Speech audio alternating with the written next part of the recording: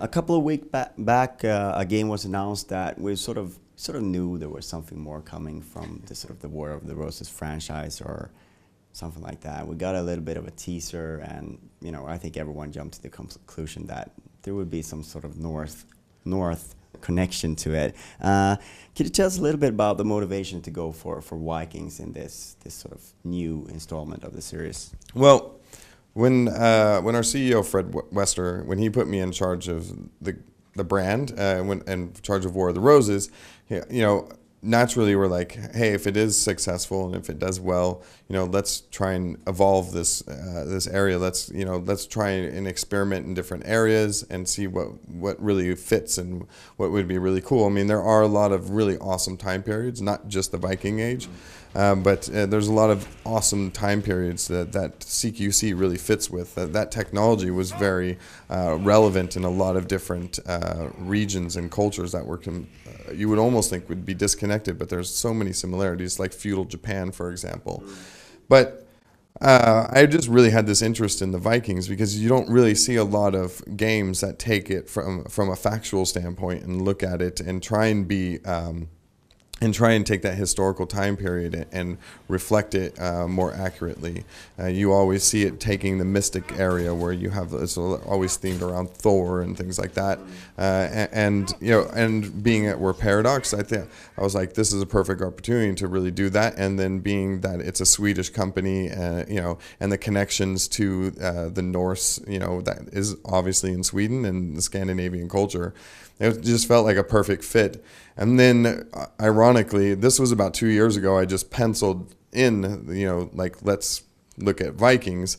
And then it was like, now it's like become even more popular, just not even with this game, but you have the TV series that's come out. And I think you're going to start seeing more that has completely independent and other people just coming to the conclusion, this is an awesome time period and it's relatively untouched, except for maybe the 13th Warrior, which still took it into a weird area, and the Vikings were kind of a strange group in that. So, and I guess it's sort of telling that you don't have horns on the helmet here and behind us, right? Yeah.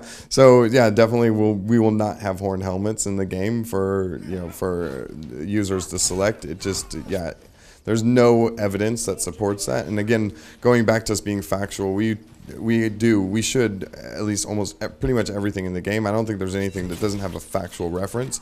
We met with the archaeologist that was in charge of the dig did the archaeological dig in Burka, which is, where it is, but I've been there. Yes, and it's very close to Stockholm, and it was a central trading point and a very wealthy village or town in the Scandinavian region in Sweden, and they did a lot of trading to the east. Those same group, those Vikings, actually founded St. Petersburg and had a trade route going all the way through down to the Black Sea. And we're trading with Damascus, and they were getting steel from there, and they were also trading with Constantinople and the Byzantine. So the Vikings were much more amazing than I had ever realized. So I'm actually, just on a personal level, excited that I got to work on the project set in this setting, because I've learned so much about such an interesting culture. And another key thing we learned is when somebody says you have Viking blood, that's actually technically incorrect, because as you probably know this, the word Vik was meant somebody who went out into the bay, more or less. It was like somebody who left on a boat. And it didn't mean, they weren't running around saying, I'm a Viking. It was a Norse culture, and they were more or less Scandinavian, right? So I hate to say this to people, because a lot of people are like, I have Viking blood. And I'm like, I just kind of leave it alone. But it is kind of funny, because it was a job, no more or less than it was the job to be a merchant or the job to be a farmer.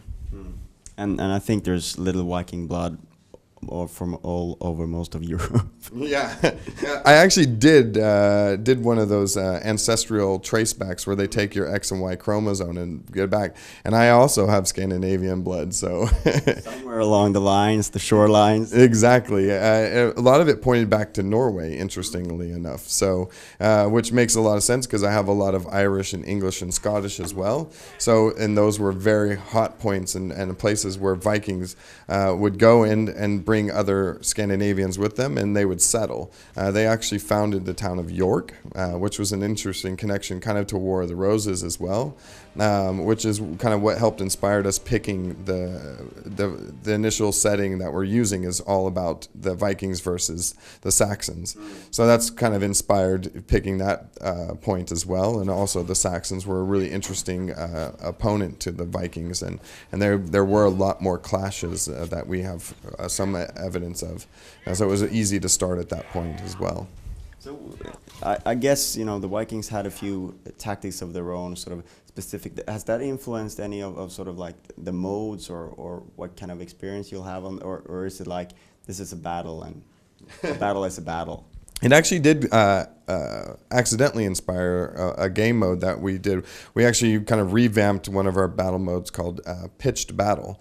And that game mode, basically you could have 64 players and you're on a large map. We made these smaller maps to make this more aggressive combat. And the combat in that time period was much more aggressive. It was about attrition. And a Viking wanted to die on the battlefield if that was his time. He didn't want to be captured and or ransomed and things like that. That would be like probably the ultimate defeat to him, like emotionally. So you know, you just didn't have that, and their weapons were always about cutting and slashing, and you didn't have plate armor and things like that. So we've actually tuned and tweaked this design very much to specifically try and bring out what we, from our evidence, felt like a much more aggressive combat. And we also have a lot with shields. The shields are more accurate now. So the shield is the shield. So there's no invisible extra defensive layers to that. So it's about aiming that, and that kind of ties into how much more they used a shield as a part of their combat. And then having axes, and the axes like will be what will destroy shield, and so making sure that weapons that in that time period were meant for that specific use, or that was their primary purpose, making sure that that's reflected in gameplay.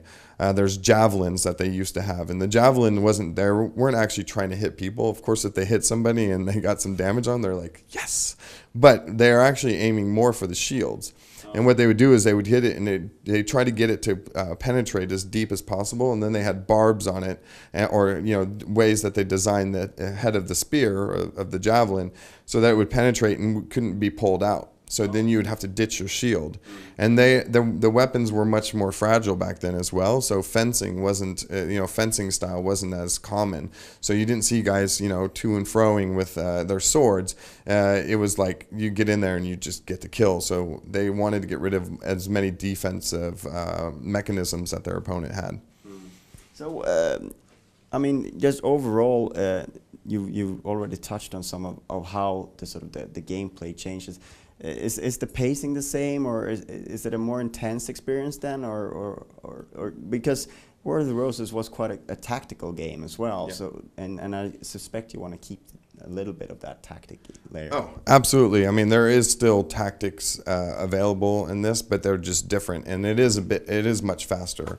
It is that by the nature of that time period, the fact that you didn't have this heavy plate armor that would have deflection and have bladed weapons sliding off it. You had these guys are going in there with much more powerful hits and probably a bit faster. There was less technique as probably with how you hold the sword and different maneuvers. And this is just me kind of guesstimating. So, but so we tried to reflect that in this, and I think that also we're not seeing this as, hey, everybody jump ship from War of the Roses and move over to War of the Vikings. We're like, here's two games that give you different experiences built on the same combat system. So there is some overlapping similarity. So you will have a head start if you've played one over the other. But we want to see these both exist simultaneously, and we're going to continue to support War of the Roses as well as building this game and supporting this game as well. And speaking of that, you're sort of moving into sort of alpha territory where you want to get players in. Will you invite existing players on War of the Roses, or what's the setup there, rollout? Yeah, so everybody who owns War of the Roses Kingmaker is going to get instant access into the alpha for War of the Vikings. It'll actually just show up in your Steam library, so you won't get a message or anything like that, but it'll show up, and then you can jump in and just click it. Get it. Yep. And then we also have, and then we're also inviting people different ways and through different media channels and social channels, and so we're just giving away access. And then we also have a sign up page, so you can sign up, and if you get 5 friends to sign up, you'll get instant access, and you'll get a key sent to you. And then what will probably eventually end up happening is we'll just end up inviting everyone. So what's the idea with the alpha? Are you sort of rolling out a little bit of the game and just trying to get a feel for it, or what's the... Exactly. So we're just we're only going to have the pitched arena game mode. So it's a very aggressive, small thing because we want feedback on the combat specifically. So all the extra features on top of that, those are just layers that help support that existing core combat. But if that isn't as best as it can possibly be, then those features don't really matter. So we've done is we have 3 profile kits that we've put together that kind of represent the 3 kind of combat experiences that we want that represent the core gameplay. And so we really need players to get in there and play that and give us the feedback on that core combat so we can massage it and tune it. We think it's in a really good state, especially since we're, the beauty of always doing a second game after you did that first one that was like, there's so much mystery. Now there's less mystery, and we have more ability to kind of sit there and tune things. And so just, in a natural way, things just kind of evolved and I feel really good. So we're pretty confident with this, but of course we know that there's going to be some things that, definitely are going to need the feedback from the community, and they're going to help us make it better. Are there any things like you're going to say that we're not going to go down that road again, so we're going to do something completely different? Any of those lessons learned? Wow, that's a good question. I mean, I think what we're going to do is we're going to make sure, like, we've really kind of defined with key pillars, like what this combat experience should be. And I think we have a better understanding of our identity when it comes to that. So I really highly, you won't see the huge tuning changes that ended up happening in War of the Roses. The progression system, do you have ideas? But I guess that's not the first thing you nailed down. But yeah, actually you touched on another example. We won't go down that road. We made it a very sandbox experience with the customization where it was just open ended, and but that ended up leading to a lot of like stacking and a lot of kits that it was just.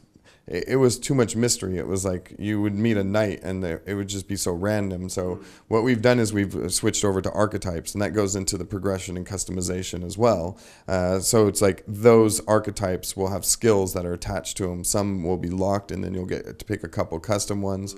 Then you'll also have, then you'll have like a medium one, but he'll have 1 locked skill, and then you'll get to do 3. So we're playing around with that, and then also they'll be able to pick weapons, but like a heavy will never be able to have a bow, and kind of rules like that to kind of create some, some kind of consistency in that part of the game, so that players know what it is. And I think players really actually appreciate that to some degree, because it's like, I want to be a heavy guy, and then you can right away start building that class and not have to kind of guess as much. But we're going to do, in this time period, they wore a lot of really bright colors, a lot of really cool stuff. So we're actually going to give a lot of different customizations, even more than in War of the Roses. In the color styles and the variants so that you can dress yourself up. We're going to have more custom faces, and then we're also going to put beards in there, so we'll have some custom beards and things like that. So, all right. And as you said, that the alpha is just kicking off. What's the road ahead? Just briefly, do you have sort of like a plan in mind? I'm sure you can't say a date, but yeah, no dates. But what we're looking at is one, we want to see how this alpha turns out, like how it gets, what kind of information we get out of it, what kind of how the the community feels like what they got out of it, and see what we want to do for some type of beta, because we'll definitely want to do that once we've put in a lot of changes and added those additional layers as well. Now we want to see how those additional layers mesh with that core experience, and then we're targeting for a release in like Q1 of 2014. All right. Thank you very much for your time. Thank you.